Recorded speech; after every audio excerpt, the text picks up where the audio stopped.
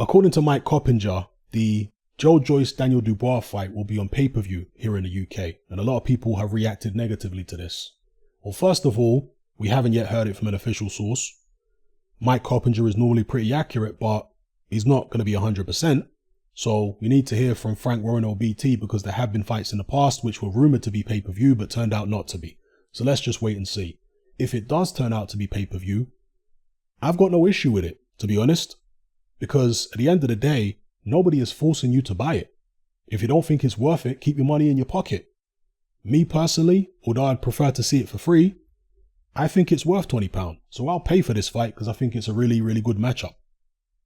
With that being said, if this is pay-per-view, it does once again expose Frank Warren as being an outrageous hypocrite. Because this is the man who, when he first did his BT deal, said that only the very biggest fights would be pay-per-view on BT. And he was obviously taking a sly dig at Sky Sports and Matchroom. He said only the very biggest fights will be pay-per-view on BT. Only fights which involve superstars or world title fights would be pay-per-view. But yet, Dubois versus Joyce, if this really is pay-per-view, is neither a world title fight nor a fight involving any superstars. It's a British title fight. So how can he justify this, if it's true, based upon what he said in the past? I mean, this is a man who criticized Dillian Whyte versus Joseph Parker for being on pay-per-view.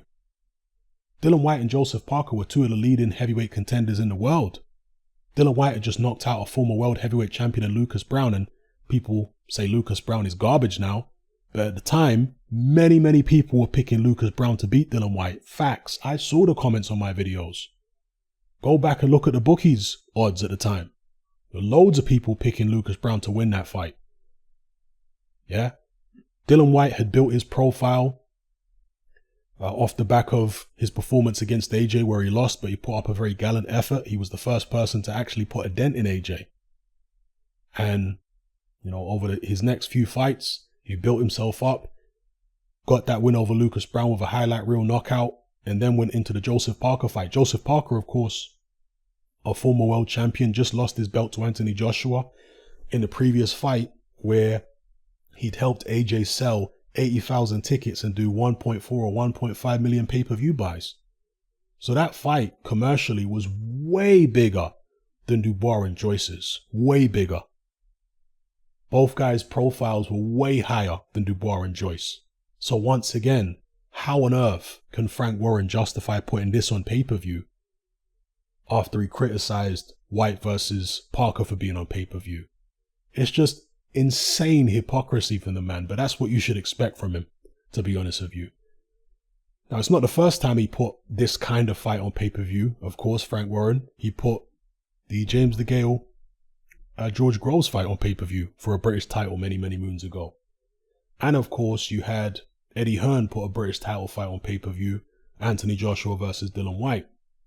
Now, the difference here, and you know, many people have pointed this out, is that because Dubois and Joyce are nowhere near as well known as Anthony Joshua was when he fought Dillian Whyte, it will be a missed opportunity where you could expose Dubois and Joyce to a much wider audience and build their profiles if you just put it on regular BT Sport. Putting it on pay-per-view, again, you're missing out on exposing them to a whole new audience. And to put it in perspective, this was Anthony Joshua's fight before he faced Dillian Whyte. He packed out the O2 against Gary Cornish, of all people.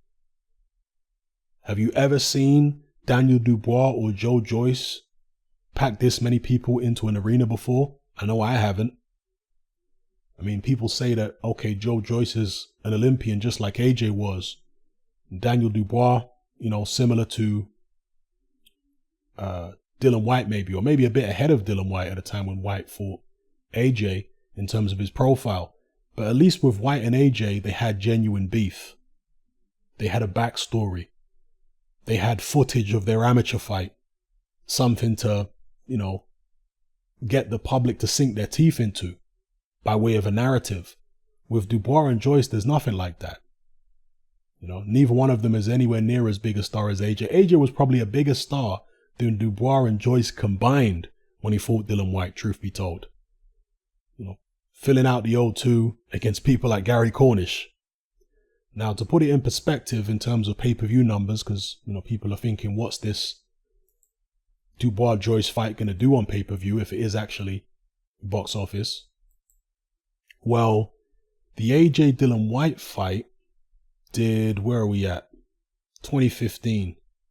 So the Anthony Joshua Dillian Whyte fight did 420,000 pay-per-view buys.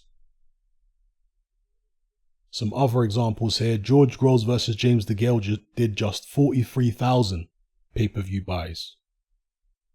Froch Kessler 2, 32,000. Froch Groves 1, 47,000. Froch Groves 2, 355,000. Klitschko Fury, over 500,000. Joshua Martin, 500,000. Brazil, about 500,000. Golovkin Brook, 500,000. Joshua Molina, 450,000. And of course, Dillian Whyte versus Joseph Parker, just under 500,000. Also bear in mind that George Groves versus Chris Eubank Jr. was rumored to have done under 100,000 pay-per-view buys. So the pay-per-view market in the UK for boxing is not as easy as some people make it out to be. Yeah. I would be very surprised if Joe Joyce versus Daniel Dubois was able to break 200,000 pay-per-view buys. I would be more inclined to suspect that it will do far closer to 100,000 than 200,000 pay-per-views. It might even do under 100,000. I mean, George Groves and Eubank Jr. were way bigger names in the UK when they fought than Dubois or Joyce are now. Way bigger names. Eubank Jr. mainly because of his dad. Okay, but still, he was a very big name. It was a world title fight, World Boxing Super Series. George Groves had been in big fights against Carl Froch a couple times on pay-per-view, selling out, selling 80,000 tickets at Wembley and what have you. And if that fight did less than 100,000, what's this fight going to do? So I do take on board the point people are making out there that this is a missed opportunity if it turns out to be pay-per-view. Missed opportunity to expose Dubois and Joyce to a much wider audience. So anyway, let me know what you guys think in the comment section below about all that. To clarify, I will be buying the pay-per-view. Yeah, I'm just pointing out the hypocrisy of Warren and the potential missed opportunity of growing both fighters' profiles.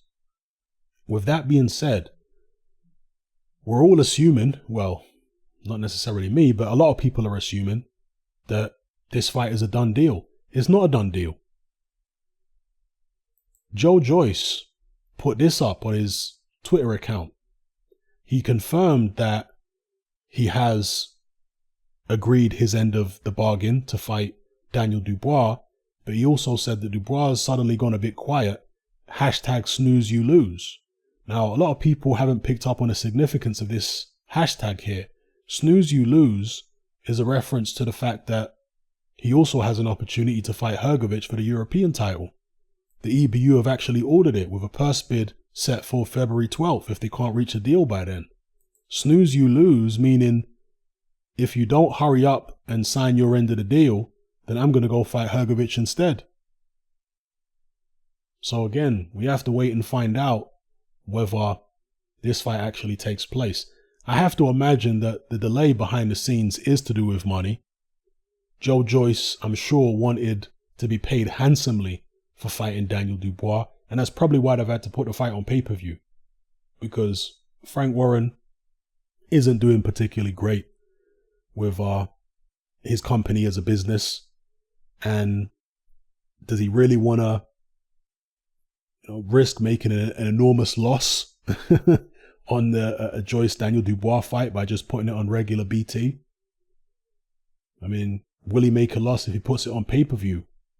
Possibly. Depends how much Joyce and Dubois are guaranteed. And by the way, they both need to make sure their contracts are watertight, because there have been several fighters over the years who have come out and complained about not being paid by certain promoters or being paid very late. So I certainly hope that Joyce and Dubois got some watertight contracts to make sure they get paid. But nonetheless, whichever fight happens, whether it's Joyce versus Dubois or Joyce versus Hrgović, I'm not going to complain. They're both great contests. If we get Joyce versus Hrgović, that fight might take place on Sky because Hrgović is obviously a matchroom fighter. And if it does take place on Sky, it probably won't be pay-per-view. At least not if it's headlining on its own. It probably won't be pay-per-view. The only way it might be pay-per-view, at least in my estimation, is if it's on the undercard of somebody else, like a Dylan White show or something, or an Anthony Joshua show. Then it might be pay-per-view. But as a standalone pay-per-view headliner, probably not on Sky, Joyce versus Hrgović. So for those who really want to get maximum value without having to fork out, you probably want to hope for Joyce versus Hrgović rather than Joyce versus Dubois, if forking out £20 means that much to you. But for me personally, I got no issue with parting with £20 for Joyce versus Dubois. So yeah, discuss in the comment section below. Let me know how you feel. It's happening, I'm out. Join me on Patreon. I upload a minimum of 2 podcasts every single week, covering a wide variety of controversial topics, as well as live stream Q&A sessions. Take a look on screen right now at some of the podcasts I've produced so far. For just $3 a month, the equivalent of about £2 a month, you get access to all my new podcasts and my entire back catalogue of past podcasts, including my popular Confessions of a Nightclub Bouncer series. You can listen on your computer or on your smartphone or tablet by downloading the Patreon app from the Google Play Store or the App Store for free. The Patreon app also allows you to download each podcast in MP3. For less than the price of a cup of coffee, you get access to dozens of hours of exclusive content. It's easy to sign up, there's no contract, and you can cancel at any time. So come and join our community of free and critical thinkers by signing up with me here on Patreon today.